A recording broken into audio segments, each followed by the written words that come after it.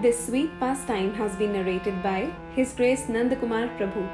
He says, once, when Srila Prabhupada was in London, I was on the street outside the temple when an elderly nun walked by. She was of the Carmelite order, which is vegetarian.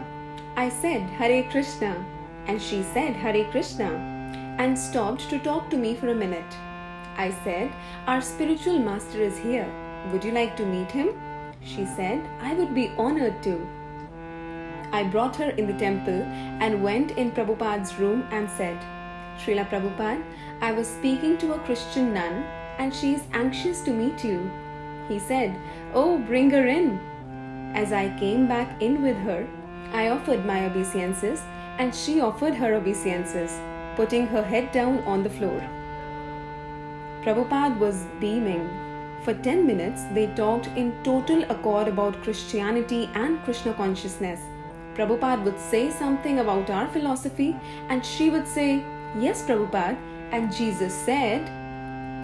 Prabhupada would say, yes, and Krishna said. Then she said, Prabhupada, I am so grateful to have met you. I appreciate this connection and I don't want to take any more of your time. I know you have a lot to do, so may I take leave now? Prabhupada said, yes, thank you very much. Then he looked at me and said, give her this garland. He had his garland on his desk.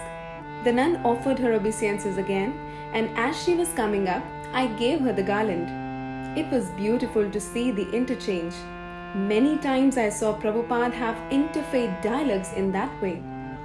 He could see a person's heart and would find a way to see the similarities of the faiths.